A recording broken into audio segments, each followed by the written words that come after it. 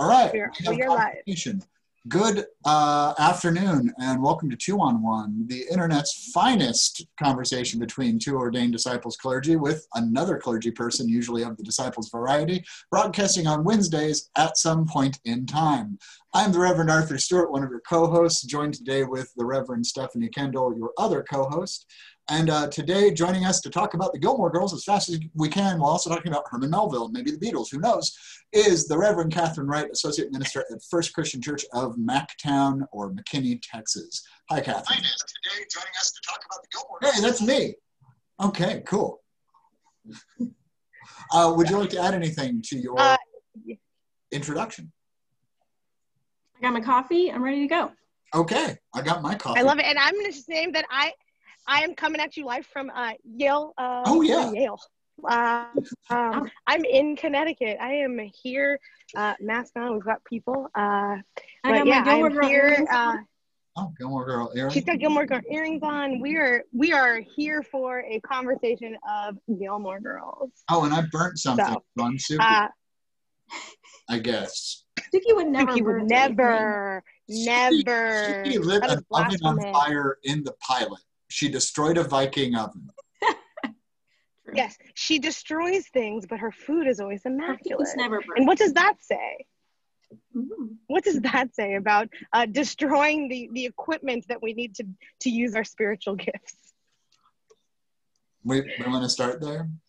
No. Okay. Listen, the internet's going to come for you if you come for Suki. So, fair warning on the internet. You are watching this show and it is being broadcast live. A few things you should know, dear viewers. We are going to be talking about 7 seasons of the Gilmore Girls and probably Gilmore Girls: A Year in the Life, the recent Netflix additional season that was time whatever. Because of this, spoilers abound, so do watch this at your own risk if you have not seen the Gilmore Girls and you would like to see the Gilmore Girls. Okay, so now that Spiff's going to Yale and Catherine's got her huge 1990s coffee cup, I especially like that it's wide and flat. Let's talk about this show, which is a show about talking. It is. So Katherine, talk to us a little bit about your relationship to Gilmore Girls, because I think we're also entering this conversation, all three of us, from very different points. Yes, I watched Gilmore Girls. I'm pretty sure I was in middle school. I would come home. It was at 4 o'clock on ABC Family, so it was the perfect come home from school, grab a snack, sit on the couch, have your introvert time with Lorelai and Rory. And I always identified with Lorelai. That is who I identified with. I never really found myself to be like the reader like Rory or anything like that. Like I always looked up to Lorelai as this like funny, charismatic, going for what she wants Lorelai, who was cute and bubbly and charming, and that's who I aspired to be, is Lorelai Gilmore every day. I love it. And you got me into Gilmore Girls in 2016 when we went to seminary together. It was we were gearing up for A Year in the Life because you were excited that they were coming back. When Netflix got the rights to the original, it really created this new wave of Gilmore Girls fans that really, I can't even really tell you when it was. I guess like 2015, 2014. It really and I listened to the Gilmore Guys podcast, and it just created this excitement that I think then led into Netflix saying, hey, we should probably make more of these. Yeah. Sure. Yeah. And so and part of what I have always, not always, again, I've been at this, I do watch it now once a year at least, like full all the way through. Mm-hmm. It's become one of those kind of just really comforting narratives for me in a way. But so I started, Rory and I are meant to be the same age. When the show first premiered, I'm in Rory's generation. I think I'm like a year older than her, but I'm right there. And so, but when I actually started watching it, I was Lorelai's age, which I could see. It was interesting to look back and see how I related to Rory, how I could really kind of see that trajectory they were putting her on because I had been there, and then also identify as Lorelai. And then when we got into A Year in the Life, I was back to being the age of Rory again, which entered me into a new space of understanding for Rory, because I will name that I was supposed to, I think, like Rory the most, and I didn't. I very much, I felt like a big sister to her. I wanted to be like Rory, like do things differently, do this, make better choices. And so I think I really came at it with like, oh, I'm really appreciative of these supporting characters as well, which I'm excited to get into. But I just wanted to name like kind of our entry points into this conversation, because Arthur, you want to talk about how much you know about Gilmore Girls? I'm a complete neophyte. I've done way more reading than I have watching about the Gilmore Girls in preparation for this. I have a cheat sheet of people, and I have theories that are probably way out there because I've seen one episode. It was the pilot. It was today. But I think I've done my due diligence in preparing, and honestly, treat me like the moron I am in this regard, because I reserve the right to ask clarifying questions and still participate in a conversation about which I'm not an expert. I love it. I will say this. Though. When the show came out, and I'm sorry, I don't mean to interrupt. I just have this additional thing on it. I was 15, 16 when the show came out, and I was kind of in this very much self-loathing gay time of my life. So like watching the Gilmore Girls would have made me as remarkably gay as I was. It's a long story, but I realized I had a weird taste in my mouth about the show, which I'd never actually watched. And having watched it, I've enjoyed it, but I've seen one episode. It could get much worse. Okay, opinions, but yeah.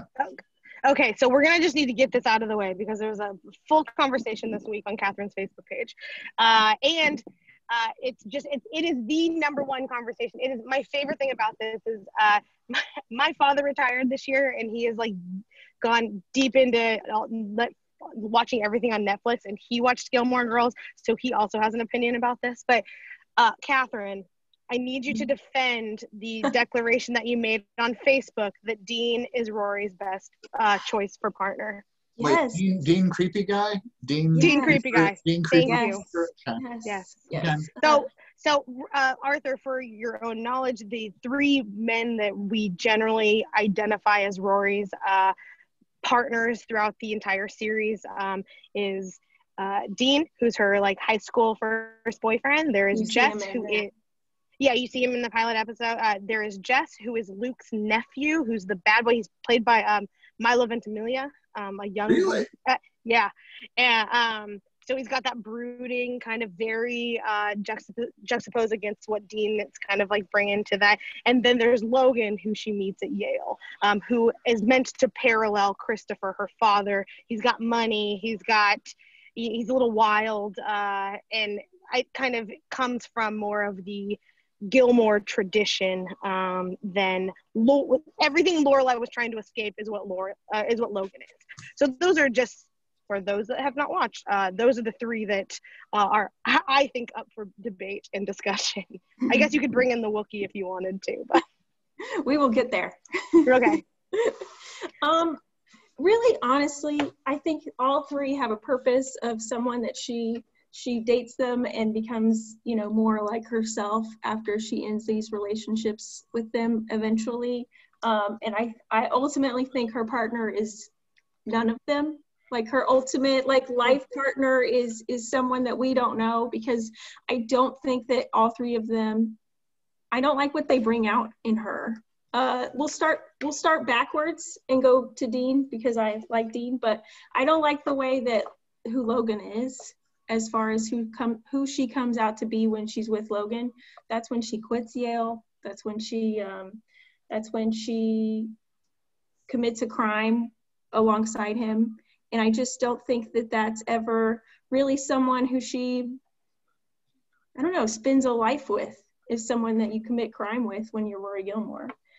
Jess is always the person who she yearned to want to know, but once she got into that relationship on the other side of the fence, she realized it wasn't that great. And we see a little bit of redemption from Jess later in the series.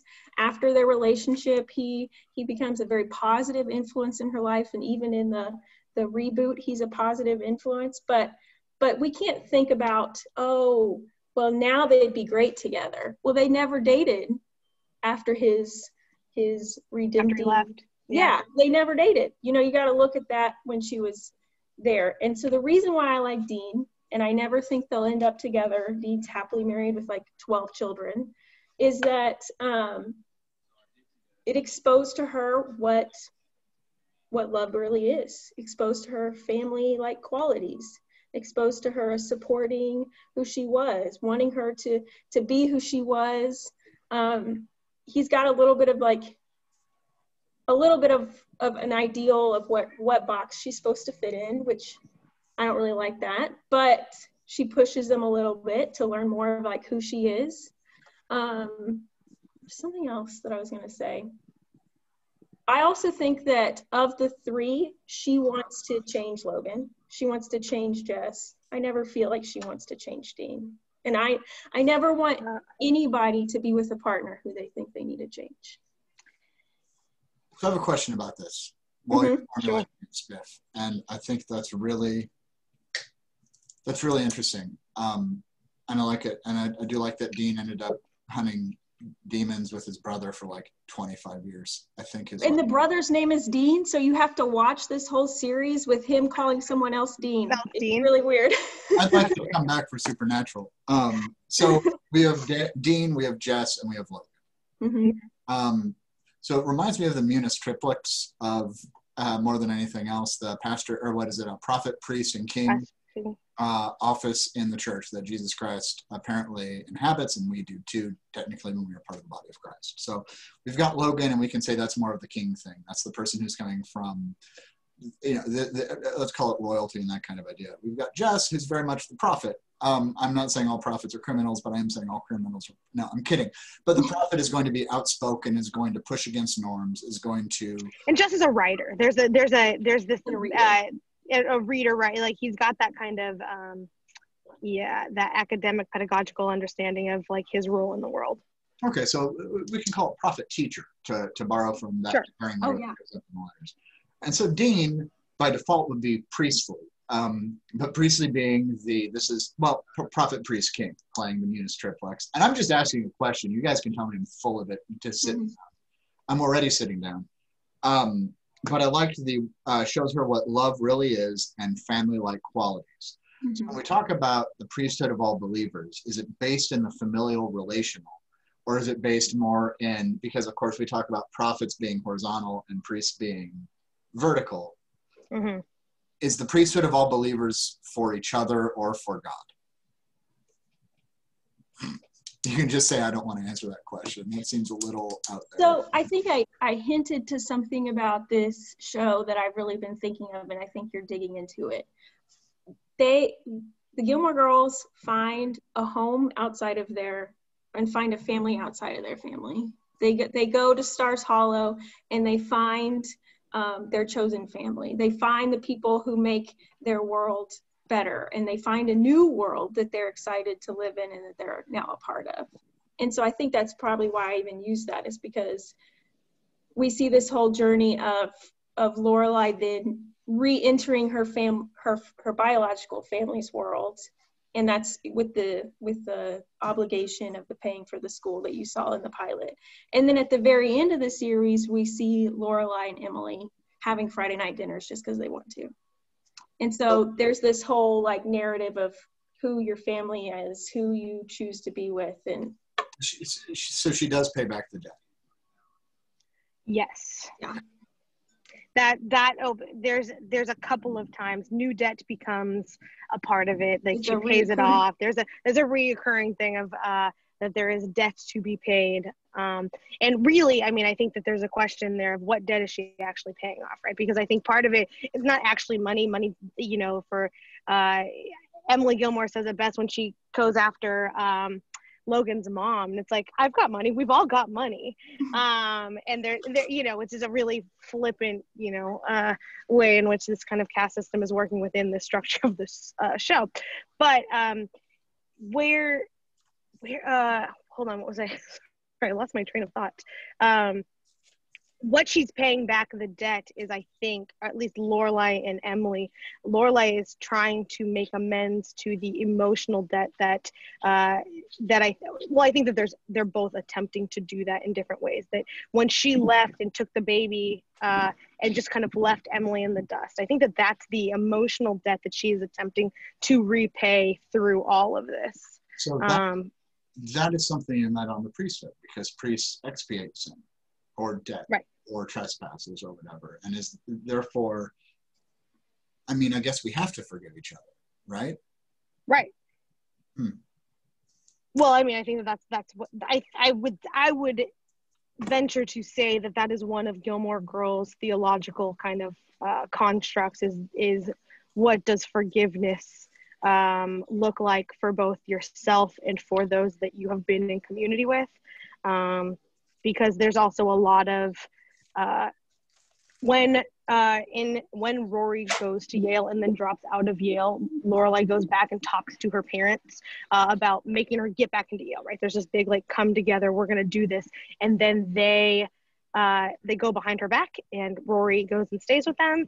And Lorelai is left in this, like, what did I do to you that made you then come back at me this way? And it's really cyclical in this needing to forgive each other because what is best for one is not always best for the whole, especially in this intergenerational family system that is really complex and yet tethered in a way, like, even through name, right? There's 3 generations of Lorelais at work in this.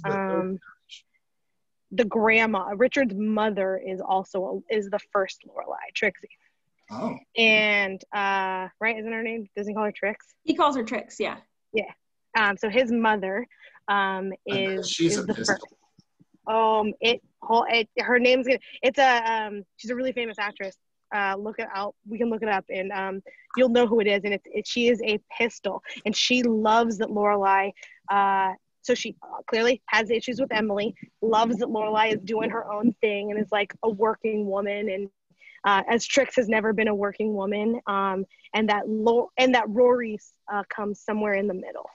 That Rory's kind of that connective tissue for lots of people. So one of my questions that I want to kind of get into. Marianne Ross, the mom. Yes, thank you. The mom from, I was like, and Happy Days is one of my favorite shows of all time. I was like, I couldn't remember her name, but yes, she's wonderful. But so I've got a question for kind of all of this as we're functioning around it. So, it's called Gilmore Girls. It is very much a focus on these 2 women. So how are female stories shared generously in Gilmore Girls, and what makes that compelling, especially when we are, as pastors, revolving around so much of biblical narratives that are based in patriarchy and masculinity, and these are stories of men. And so why are we so compelled by these stories of women? Yeah, and there's something that the Gilmore guys point out is that Gilmore Girls passes the test. What is it? The Bechdel test? Bechdel. Yes. Yeah, Gilmore Girls passes that, but it doesn't pass it in the opposite. There's never 2 men talking about something other than the Gilmore Girls. So it's kind of interesting of, like, that it doesn't go the other way. Does it need to? No. The cat says no. Yeah, by the way, if you've been wondering if Houdini's alive, he is. He hasn't stopped talking. I've just been recording from church for the last 5 weeks. Yeah, you haven't stopped talking. I'm sorry. Forgive his energy. No, but I think that, there's something that I think we need to pay attention of why Gilmore Girls has such a lasting effect on certain spaces of Western culture, because we long for these stories of women. We long for strong female stories. We long for spaces in which we can see God move through the lives of single women, of women who have chosen paths outside of traditional gendered understandings of how they should function, especially in spaces of wealth and privilege, and all sorts of different spaces. And so I think for those of us, as we, it's that lens of, like, look for who is not named in our texts, because those are the stories that are most compelling. I think Gilmore Girls does that, right?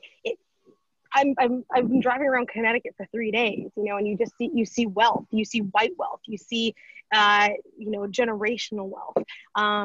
And that understanding is so far from the story that is being told for Lorelai, and yet they're paralleled and they're wrapped up in each other. And so to nuance and parse those out within biblical texts, as well as, I think, for me, something that this show continues to call us to do.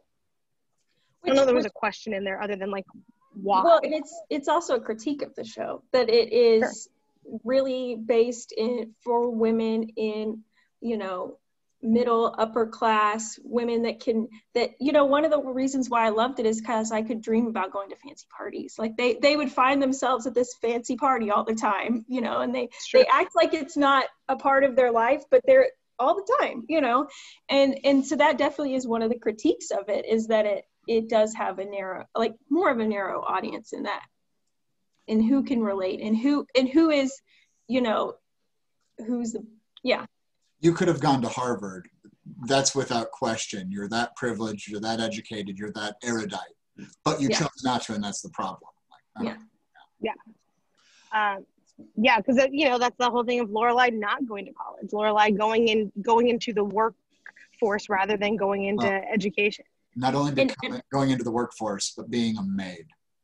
That's what Emma says in front of the maid in her enormous house. And that's can we talk about class in church for a second? Is that all right? That's kind of where I was going with this, yes. I figured, and I appreciate you leaving us breadcrumbs, because if not, we'll be running around looking at squirrels. Metaphor. So many. I know. So what do we do? Right now, one of the big conversations I've been aware of this week has been, finally a pastor put out, and it's been shared all over the place, like, clergy tax code is stupid, and clergy pay a lot of taxes, and you think we get a housing allowance, which means we're rolling in money, but we pay more money in self-employment. Pretty much the end. Yeah. And we do get this little weird benefit, but that's because parsonages can't be taxed by the government. Anyways, what happens with that is, it's also within that critique, that response was, this will not stop mega churches. This will stop churches that are on shoestring budgets that are barely getting by. I think we serve three very different contexts right now, but we really don't. I mean, what's the difference between 6 months and 6 years at this point in the life of a congregation? Shut up. I'm trying not to say shut up to my cat more, because I say it a lot. Hi. I think the question becomes, what is the classist, there is classism in the church. How does it show up? How do we confront it as still being inclusive priestly witnesses to this? Let's take on the priesthood of all believers. How do we break down the class wall? I think we've got to do so in leadership. I mean, it's about intentionality, right? I mean, so much of where classism shows up is that you can, in many spaces, make sure that you're on the board, because your family is part of the family that helped build the education wing, or, whatever. And, or, you're the grandson of someone who's grandparents, will gives it all to the church that baptized the family or whatever. And so, for the sustainability of the church, we can't discredit those that can give with their finances, right? Like, that's part of generosity is a gift of the Spirit. Yeah, exactly. And so I think part of it is just making sure that our leadership looks like the congregation we actually want to serve and be there, regardless of if that's who's there, right? If you have an entire congregation that is upper middle class or upper class white people, right? But you want a diverse community, then you need to make sure your leadership looks diverse. Like, your leadership model has to reflect who you hope to be, rather than who you are, in your best self. And so, I know your experience has been varied, even in Texas. What do you think about this? Well, going back to Lorelai, Lorelai, she goes to Stars Hollow. She still proudly carries the Gilmore name and says, I am a Gilmore, and proudly carries it. So even though she's chosen a more humble, as they call it sometimes in the show, life, she still has one foot in the privilege and in the world where she can ask her parents for money. She still has she's still straddling it. So if the church still finds themselves straddling, then we still find ourselves leaning towards the people who have the pocketbook. The people, we can find you have to be as authentic as possible and not straddle that. Well, I mean, I'll say this, I fight with every congregation about knowing what and when people give, because I think it's a spiritual thing. And I mean, I know who is struggling in a whole lot of ways. This congregation personally has shown me pictures of before and after procedures that like I never wanted to see, but there we go. With straddling it, if I alienate 6 families from my hypothetical congregation, I'm not talking about Riverside Christian Church, which I serve, but a lot of churches, if I alienate 5 or 6 families and they leave, we're closed. It's not, we might have to cut back on staff, it's we are done. And part of that is the general reluctance to talk about stewardship, and part of it is money frightens people, which is the whole point of money. It's a weird god. But okay, yes, I agree with you. Hey, I did the thing that I do sometimes in interviews where it's like I'm asking a question, but I just instead process. Sorry, Katherine. Okay, I want to move us into, I think, Luke, because I think that we haven't touched on Luke, and I think Luke is such a beloved character, right? I think Luke is the universally liked character in Gilmore. He's what? He's kind of unattractive. I disagree, but that's okay. Okay. I mean, and Luke was like, originally they were going to make Luke a woman, like more like a motherly figure, and last minute they changed it, and so the intention was not to make Luke a love interest from the beginning. Luke was just another townie. So if you take, did they replace him in? No, it's the same guy through the whole series. Okay. Yeah. But so. Do you think that Luke's Diner could function as a modern parable for hospitality? I don't look at Luke's Diner and think that it's very hospitable because he's so grouchy. Say more about that. He's so grouchy. But when COVID started, when quarantine had started, someone had said, what would Stars Hollow look like in quarantine? And my immediate thought was Luke would be delivering food to everybody. And so while I don't think of Luke's, like he won't give out the Wi-Fi password. Well, I don't think, and he might throw someone out. He still has good intentions of feeding people. So maybe Luke is hospitable for sure. Can't hospitality also be protecting the guests who need to be there? As somebody who has excommunicated a church member before, which I have no authority to do, and I know he doesn't watch this, so it does not stand, but it was necessary as an act of protection for vulnerable people. Sure. And not giving out the Wi-Fi password, like maybe put your phone down and pay attention to worship or what's happening around you. Yeah, no cell phones are allowed in Luke's. There you go. That's true. But I think that there's something to be said. Oh, go ahead. Sorry. No, I'm talking a lot. Please go ahead. No, I think that there's something that we need to name as, like table disciples, right? There's something about his ability to feed people, his ability to kind of continue that. Like he's a place that Lorelai has found comfort and community in, which is, I think, I don't know, is that not the church writ large, right? Is that not the church we hope for? It's the center of town. His diner is the center of town. You go there and you'll find Miss Patty, and you'll find Babette, and you'll find Lane, and you'll find, just Kirk is always sitting there enjoying something, like that is the center of town for sure. And when they're in a fight and she can't go, it's like, where else am I supposed to go to see people? She feels really lost. Yeah. So for the purpose of spoilers, because I don't know this, I'm guessing Lorelai and Luke sleep together at some point or become a couple. Yeah. I didn't read that part. They go through their up and downs, and they do. It takes a while. Yeah. Can we talk about the Friends influence for a second? Yes, I'd like to talk about Lane. Okay. I do want to talk about Lane. Okay. So number one, Paris Geller, before we get too far on this. So Paris looked up a few clips, this and that. First of all, I think we could probably talk about what does it mean that women are expected to be rivals with one another before they're expected to be friends. Right. And I really liked the way that narrative played out and where they like kept discovering, wait, we're friends. Sorry, because I think it's the systems around them. But her name is Paris Geller. Paris Hilton is very popular at this point in time, and Friends is the #1 show on television with the last name Geller. Does Paris Geller spoof the Friends mindset of privilege? And by the way, future audience members and future people, I hate the show Friends. Like, there is nothing I would rather not watch than Friends. So forgive me. Someone call us up and let's do a Friends. That's fine. I'll be there for it. But, like, no one told me life was going to be that nonsensical. Okay, sorry.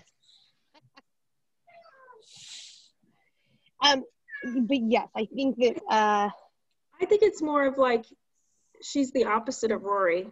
And yeah, they're supposed to oppose. She doesn't have a supportive family. There's just a lot of, just to create that tension. I think you're right. Okay. Yeah, I mean, I think that there's a lot of it's problematic that we inevitably see these two. It's society writ large, right? Tells strong women that they are meant to be competitive rather than, friendly and kind, and supportive of each other. And that's just hyper problematic for all women, even today, I think. And so I think Paris plays an interesting role in that because she does start that, but also Rory she's the most competitive person, and yet she is someone who Rory does confide in times, and Rory is that for her. And though they were meant to put each other against each other, I think that it turns into a space of healthy competitiveness, because I don't think women are expected to either be competitive or not, right? Like, strong women are competitive, and supportive women are not. And I think that complicates it in a way that nuances the female experience in a way that I find really helpful as someone who has been competitive my entire life. And that has been seen as a space of disconnection rather than connection. Whereas like I feel competitiveness in a way that ties me to people. Whereas often competitiveness is, I think, seen as a disjointing space for people. So that's how I feel about Paris. I like that. She drives me nuts. So forgive that. But yes, here we go. Back on to let's talk about him. About Lane? Can we talk about Lane now? Yeah. Let's talk about Lane, yeah. So there was this whole article that went out on Bustle that was like, why I wish I'd looked up to Lane instead. Because Lane goes through this instead of Rory. Lane goes through this thing where she just blossoms, in my opinion. She's always really great. She always has a really great mindset. She always has great, ideas. She lives in a house in the beginning where she can't be herself, and she later comes clean with her mom and becomes who she's meant to come. Finds the drums, and she's like transformed into a mega rock star with purple hair, and she's just really cool. Like, that's who she is. And for Rory, she's just that best friend that you can bounce ideas back off of, like, be that person that, that ideal best friend. They have an interesting rapport even in the first episode, because they're not friends because of similarities. They're just friends because. And I find that fascinating. I also read about it that, and I might be tipping my hand, Lane talks about her parents, but we never see or hear Mr. Kim. We meet Mr. Kim in the very last, in the reboot. Oh, yep. Okay. Well, in the wave, which I actually kind of hate, but. Yeah, let him be like one of those off. Yeah. Yeah. 1,000. But I for a very white show, I think it's really interesting and good to include that the Kims were included And like there's some real kind of cultural touchstone moments about what it means for Kim to be Asian American, to be within the structure of her own, you know, very conservative family, and finding her own voice. And I think Lane has some of the best exploration of embedded theology, especially around her understanding of her own sexual identity. So she gets married, or she starts dating one of her bandmates, and one day, like, they're talking and he's like, maybe we should go to the bedroom, and she just like kind of blurts out, she's like, I can't have sex until marriage, and it shocks her. And he goes, oh, I didn't know that. She goes, I didn't either.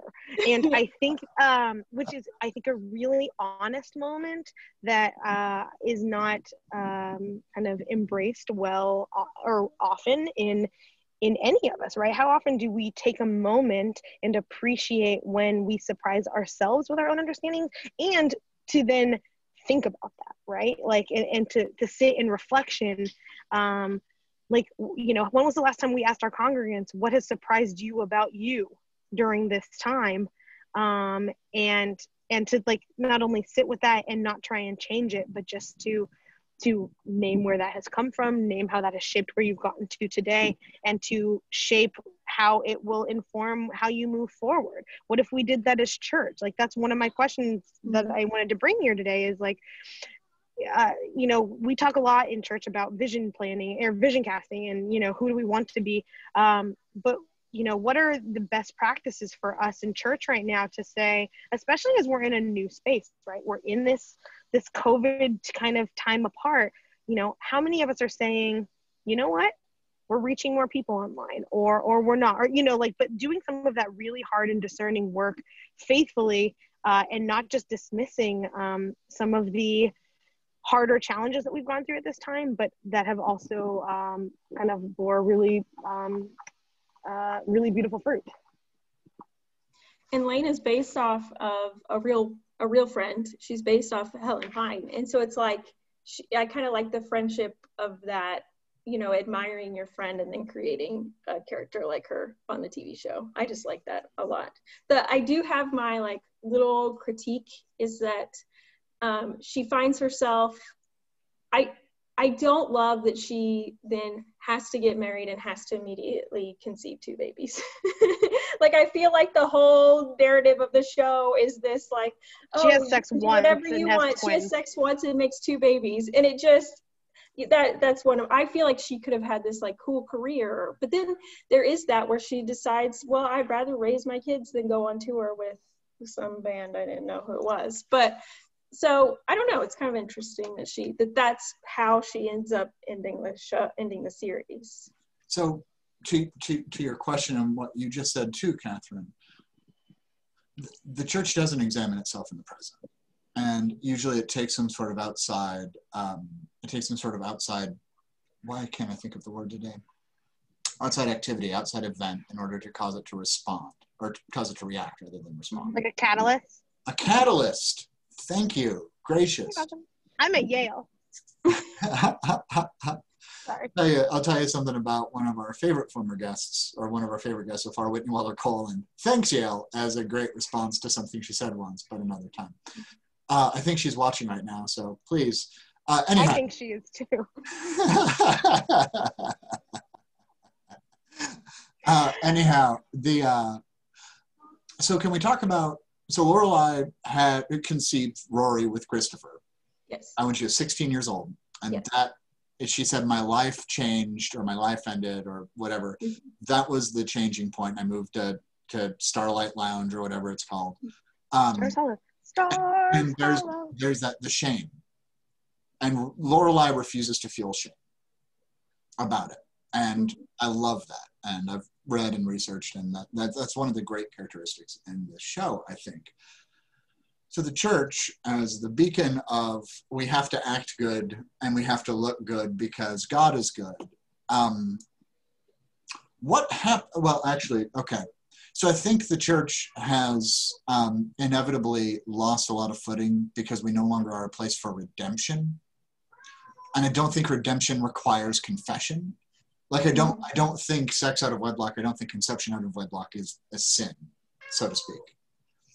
but we've lost the ability to be a place where we can process emotion together or process the complexities of life together. And therefore, the people who say, it's not a sin, I have no shame about this, deuces, the church misses out, they don't miss out on us. So is part of the reconciling, as part of the priesthood metaphor we're pulling in this, the accessibility of oneself or the giving away of oneself? What does it mean to be a place to expiate sin if no one sins?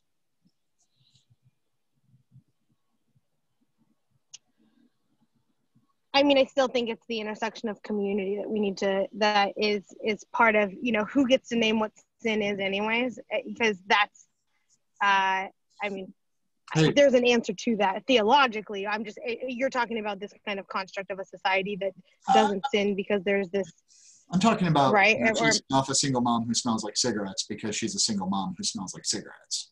And we do see, like, I don't want to paint Stars Hollow as this all accepting place that accepted her. Like, we see her, especially when she's invited back to Stars Hollow High to speak about, you know, being a businesswoman, and it turns into, well, you had a kid at 17, what was it like, conversation. And she is not loved by the parents. She is not accepted by the parents. Well, and actually, all three of us have done Created to Be Me Camp in Athens, Texas. And in fact, Katherine, I believe you were my steward one year. No, you never did Aiders? I did. I went through the training and then got called to the park like the week before. And so I did not get to do Aiders. But I know what it is, and for those who do not know, Created to Be Me Camp is done by Claire Ministries. It is colloquial called Aiders because it is for kids going into the 9th grade who have completed 8th grade. It's also called Sex Camp because it very boldly and openly discusses human sexuality. And every year it's been more open and more inclusive and more intentional, and it's a work in progress very much. What does it mean to have somebody who says, yeah, I had a kid at 17. Let's talk about this. Like, let's talk honestly about the good and the bad. Mm-hmm. Why don't we do this in the church? And I mean, Big C Church. And she even says at one point, she was like, I would never trade anything. Like, I would still do it all over again. Yeah. I think that that's exactly what these narratives do, right? That's part of what these conversations are about, is that we need to openly say, like, there's a life experience that is, you know, just writ large outside of the biblical canon of, you know, narratives that we think are okay to talk about.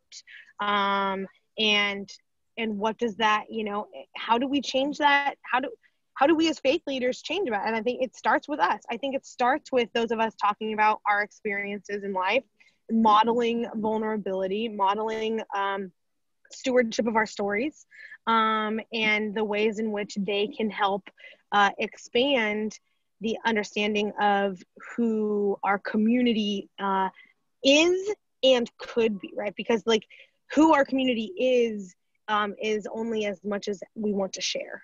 Does that make sense? Like, basically we have people in our pews that have come from all sorts of these walks of life, but whether or not we've created a space in which they get to show up authentically, which is what Lorelai models best. At her best, Lorelai models authenticity. And I think that is part of what we are called to model as faith leaders and called to take from these stories and share as we continue to grow together. Amen.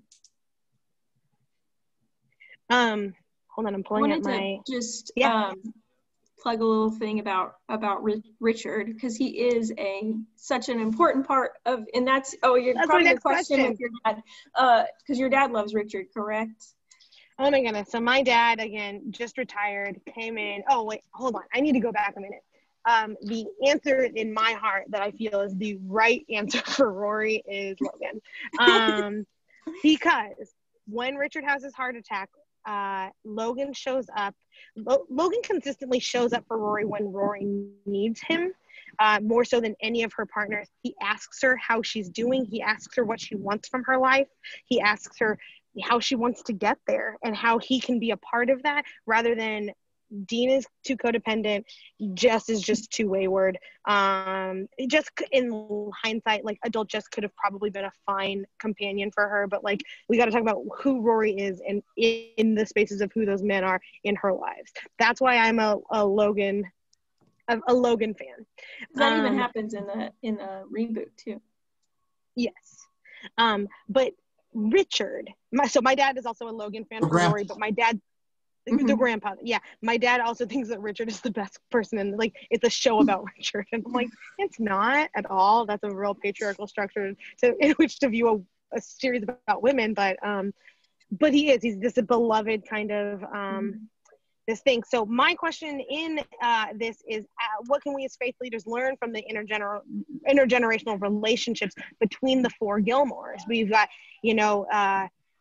so you've got Emily and Richard, they've got Lorelai that go into Rory, right? And Rory kind of then cycles them back into this new wave because Lorelai left, was like, this is not my life, has Rory, and the friction that we get between Rory and Lorelai, because it's meant to be just a super tight relationship, but the friction that is throughout those 7 seasons is very much when Rory goes back into a life that Lorelai left for Rory, right? Like the idea was that she did not want to raise this child in it, and that Rory is going back. So my question is, what do we do when the visions that we have cast for our people don't align with the visions that God has put on their heart?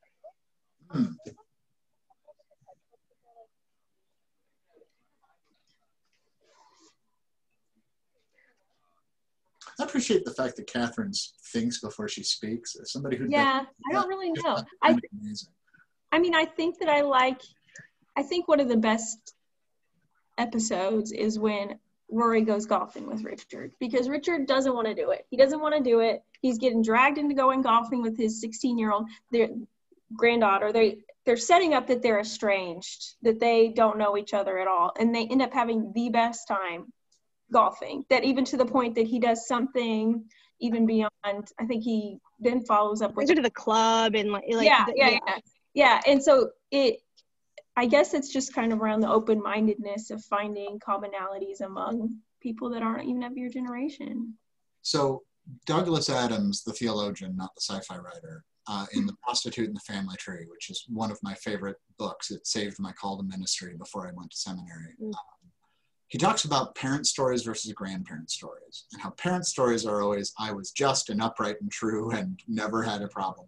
The grandparents go, except when you got arrested for streaking when you were 17 and you stole that car buck naked, or whatever the case may be.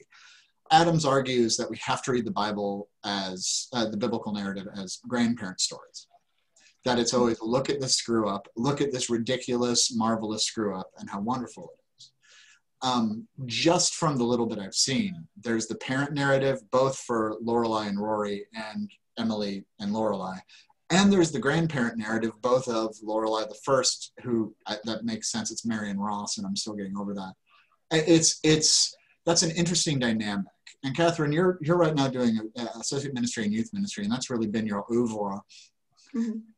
Do you feel like the grandparent dynamic is something that you cultivate, or that should be cultivated in youth ministry, more of an intergenerational instead of parental, or what do you think? Oh yeah, people all the time are like, oh, they don't want to listen to me, I'm old. And I'm like, no, you're exactly what they want and need, and want that comforting, and want that commonality that has nothing to do with what's current going on in the world. That there's something extra there that goes beyond like movies and sports and things. It goes beyond that. It goes into something even better and deeper and fresher and probably theological. When you serve your home church, I mean, that's not it. So you are dealing directly with this intergenerational understanding of narratives. Yeah. And it's a church that I've served, and so like at one point I was part of your parents' pastoral staff, and so I think it's interesting in the ways in which you and I have had conversations, just like the ways in which we've experienced, let's just say, your parents at church, right? And like, and then I'm taking people that I had relationship with as a kid, and then cultivating those same people with the youth that I have now. like cultivating youth among my own relationships. Yeah. So actually, that's an interesting thing, because you're kind of a Lorelai within this. You came home again. And this might be far too specific, and we always try to keep this to the generalities of the church. If you do not wish to answer a particular question about your particular context, please no. But it is kind of interesting that you probably have, there's probably been an authority establishment, or the establishing of authority, and the trusting of your experience and ability. Mm-hmm. Is that different serving your home church? Yes. Oh yeah, for sure. I mean, okay. Yeah, because sometimes we're drawing on relationships that I already had, mm-hmm. rather than when I go into a new church that I know no one. Yeah. Yeah. So there's probably benefits and pitfalls. Challenges. Yeah, because then they also remember when I mess up, when I was 17 or something. Well, you know what though? Because you do. I knew you when you were 17, and Catherine's nickname was Grandma because Katherine was level-headed and intentional and thoughtful. She probably did screw up, but like the kids on the youth council would be like, let's do something ridiculous and dumb. And Catherine's like, or we could go to bed. But I think that Catherine's also then living into this grandparent narrative, right? Because the understanding of her kind of overarching life narrative, much like Lorelai within, when she goes back to her parents' house, like, just offers a space of vulnerability, because so many of them have journeyed with her now, and to see on that space. And I think that's really helpful, and models a really interesting and good way of new leadership in the church, to say, like, you saw me then. You've seen me in spaces that I didn't love myself. You've seen me in spaces in which I've really shined, right? And like to be able to hold both of those in tension, still with authority of your call, because it's not just like, those of us that are in faith leadership, we don't get placed, at least in disciples. It's not like you just get placed in, like, your community called you, because you have the gifts that you brought to that, or that you bring to that community, that are both unique to you and that have been fulfilled and called through that community. And I think that that's kind of what Stars, it's your Stars Hollow. They get to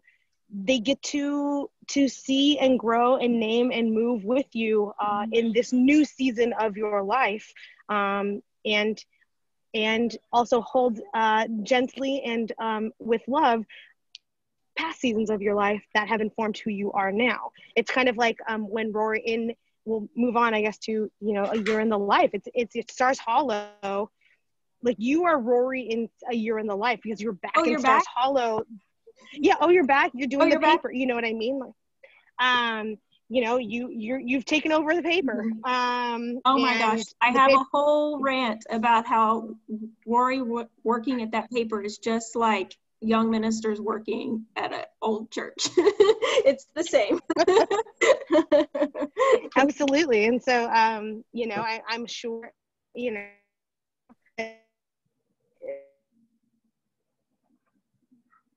Rory and Logan stole that boat, and and still I remember that I trust Rory to hold something like the paper, which is something that the community holds so tenderly and so and with such authority. And so I mean, that just came to me. I was like, oh, I think Katherine is. Well, we established that I'm Lorelai, because that's what I. Right. So I know. I am being cognizant of the time. Yeah. I'm going to throw out just this little grenade before asking the final question. This little grenade is that Lorelai is a 1 with a 9 wing. Rory is a 9 with a 1 wing. Lorelai functions in a stress or a secure 7 for a lot of what she does. Anyhow, yeah. Oh, you agree with me? Cool. I would agree with that. If we don't talk about the Enneagram every week, we're not allowed to talk about it ever again. I was wondering. Pick it up in some way. I'm just kidding, but remind me to tell you about something when we're not broadcasting. Okay, so our final question, for which Travis Smith McKee has still not written a song, is this. What biblical character, story, book, passage, or narrative do you think, or do you find the Gilmore Girls in? Or where do you find the Gilmore Girls as influenced or influencing the faith? So I touched on it, of that Lorelai finds her family of choice, and then finds her biological family to then be also a family of choice. For sure. And then there is also this whole prodigal son thing that I would be willing to put money on that they reference. And I'm not quite sure if they do, but it feels like they would, of that. And if we change kind of the generations a little bit, that Rory is the prodigal son. She is what Richard and Emily have always wanted. And Lorelai even wants to provide that for them, that she is going to Harvard. They decide when she's like 4 that she's going to Harvard. And then at the same time, Lorelai's sitting there like the other brother, like, I'm still really great. Yeah. I worked my tail off. I own an inn. Yeah. So I see that for sure. I don't think it's a perfect, narrative, but for sure. No, I think I'd be interested to hear what you say. Well, luckily, I think you get to. No, I think I'm with you. I think Prodigal Son is a real an arc narrative for what's happening. I went this week with I see Lorelai and Rory as Ruth and Naomi, the enmeshment of sitting there like debating those two. I mean, it pops up. But the one that I think most came to me that I wanted, like my official answer for the final question, is that Amy Sherman Palladino is in what she did write and what she didn't write, and how it influences the canon, is the Pauline epistles, and what is actually Paul and what is not. 2 and 7 was not Amy. Yeah, it's like 5, 6, and 7 or something like that, right? No, she didn't write. She had nothing to do with 7. Oh, is that it? Okay, and then she came back and did. That's when Lane gets married and has babies, and I don't think it's authentic to the character. Exactly. It's pastoral Lane. Yeah, sorry. It's disputed Lane. Yeah, it's exactly. And so, what are the Pauline, pseudo Pauline is the Amy Sherman Palladino narrative. Love it. Wow. Okay, Spiff went Pauline in the final question, which I think is. Are you shocked? I am. The first time I think I've ever done Paul. And I'm not going to bring up what I regularly do of studying 1 Corinthians, because what stood out to me in this is Joseph. Talking about chosen family and sometimes circumstance being forced upon you. I will also admit the Rabbi Daniel Ruttenberg had a great midrash about why Joseph is just a big old queen, which I shared with one of our dear friends who is at Yale Divinity School, Mark Dingler. So hi, Mark. Who's watching? Yeah. So hey. Yeah. Hey, Mark. And it's been kind of stuck in my head since then, because Joseph got to live, especially if you read it as like Joseph was pretty damn fabulous. Joseph lived authentically to who he was. Family was thrust back upon him. No matter what the circumstance was, there was an intentionality and just a vulnerable authenticity. And I think he had his own issues with his kids. So there you go. Yeah. Okay. Well, Katherine, thank you so much for joining us. Thank you for having me. I know this has been one that people have been talking about. I feel like Arthur needs to watch a little bit more, and then we can come back. And I would really like to talk about. I think that there's a lot to dig in here. We didn't touch on race. We didn't touch on a lot of things. Didn't touch on the baby daddy. We didn't touch on the baby daddy. And so there's also, we didn't touch on Christopher, we didn't touch on the Wookiee, we didn't touch on a lot of it. And so, I don't even know what the Wookiee is. I think y'all are just messing with me. I'm looking forward. Rory sleeps with the Wookiee in A Year in the Life. And there's so anyways, thank you for coming on. So grateful. We will come back. We will do Gilmore Girls round 2, because I think we've just scratched the surface. We can call it 2-on-1 Gilmore Girls A Year in the Life. I'm into it. I loved A Year in the Life. I know that there are people that do not find it canonical, but I really liked it. Yeah. But so coming up next week, friends, we have the Reverend Kaji Dosha, and we are talking Warrior Nun. And we're talking one specific episode of Warrior Nun, but feel free to watch the entire thing. Then we have Reverend Dr. Lori Walk out of Mayflower in Oklahoma, and we are talking Dolly Parton. and the canon of Dolly Parton. I know it's going to be very fun. After that, we have the Reverend Jamie Plunkett, who we are doing West Wing with. And then we will end October with the Reverend Dr. Amy Butler. So it's a big month coming up, and we are very excited. So make sure to like and subscribe and watch and talk about it with your friends. And we're just grateful to be able to continue to